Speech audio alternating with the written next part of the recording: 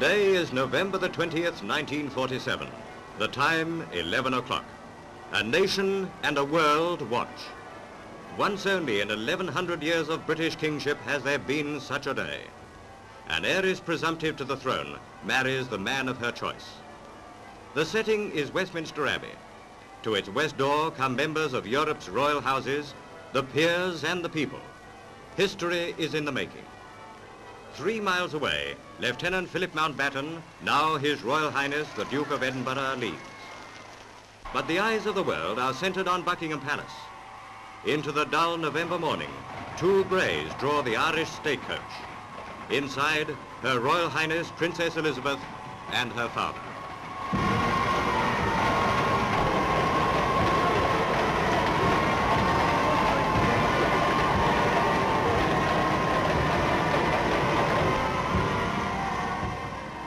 For any girl, wedding day is the day of her life. As the 21-year-old princess arrived at Westminster Abbey, it was her moment too. For Elizabeth, this was of necessity something more. From this hour, a new life begins. Mingled with her private happiness is the sure knowledge that she must now enter a widening field of public duty and responsibility.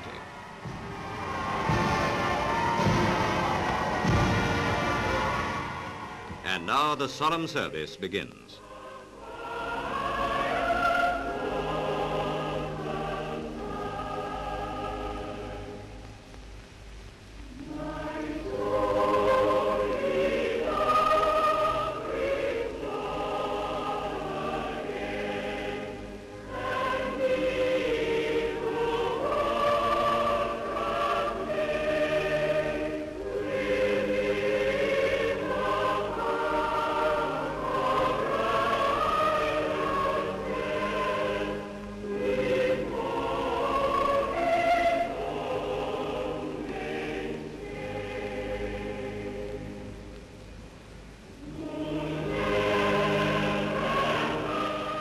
In this moment, charged with great meaning, the people of Britain and the Commonwealth joined.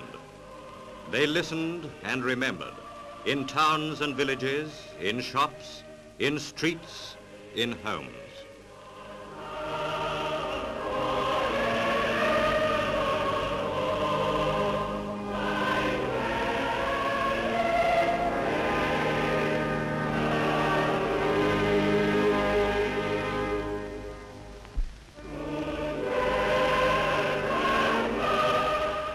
For Elizabeth's destiny is great, so great that even the solemn splendor of this great moment could not altogether overshadow it. She who may one day rule over Britain and the Empire shares this heritage with her husband.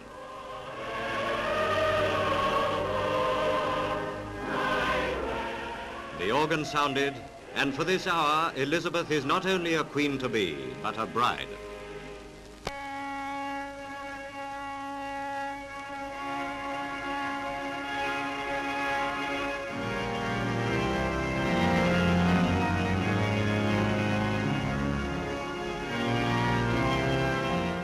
And now they are man and wife. The princess had been in the Abbey for nearly an hour. What followed the service was the ornate pageantry of a state occasion. It showed that this was no ordinary wedding, but that of a king's daughter. Following the bridal procession came the bride's father and mother, and behind them 5 kings, 5 queens, and 8 princes and princesses. From Romania, King Michael and his mother. Norway's tall King Haakon. Boy King Faisal of Iraq, the King and Queen of Denmark. From Holland, Princess Juliana and Prince Bernhard.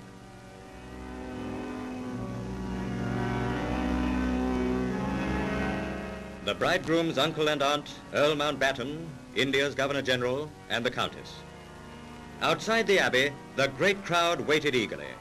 There was a roar of excitement as the princess, aided by her husband, appeared and stepped into the glass coach for the drive back to the palace. It was the signal for the most heartfelt outburst of affection that Britain has seen since the bride's parents led the coronation parade.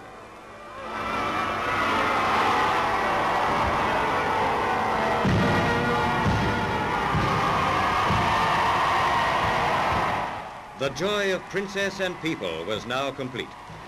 For both, the day had been an ordeal, frightening in its intensity, yet unforgettable in its splendor. And now the tension was lifting.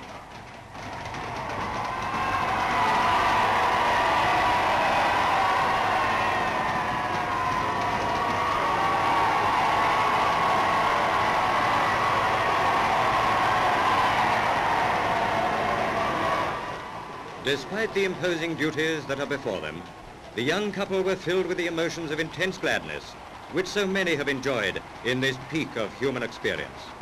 And it was as any priest would have spoken when, in his address, the Archbishop of York urged upon the young couple patience, a ready sympathy, and forbearance.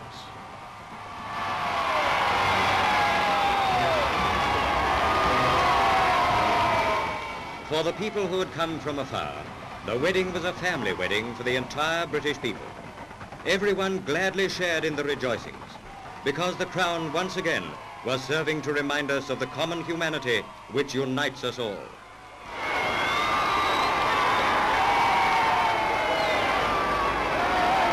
Outside the palace, 100,000 people surged forward in a solid mass. They wanted Elizabeth. They wanted Philip.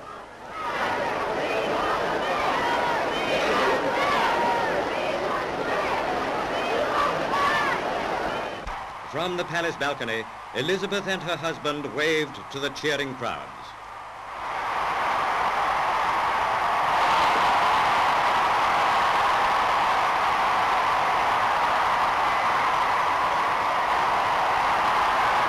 Excitement was at its peak as the King, the Queen, Queen Mary and other members of the royal family came out to join them.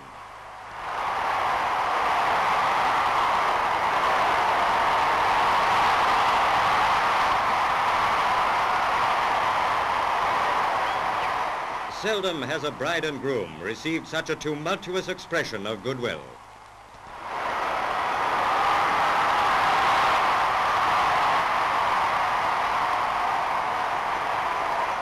Inside the palace, the cameras were able to capture the exquisite workmanship of the bridal gown.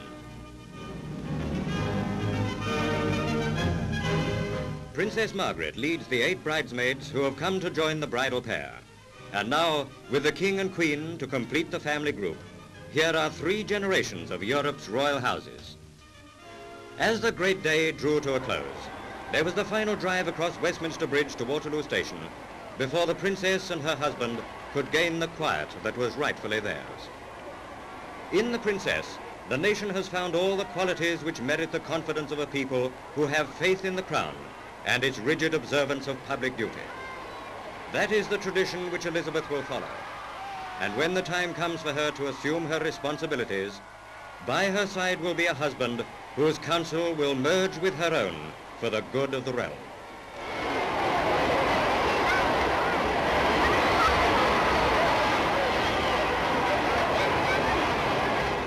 In that grateful knowledge, the nation and the Commonwealth will pray that the young couple may enjoy a long, happy, and fruitful life.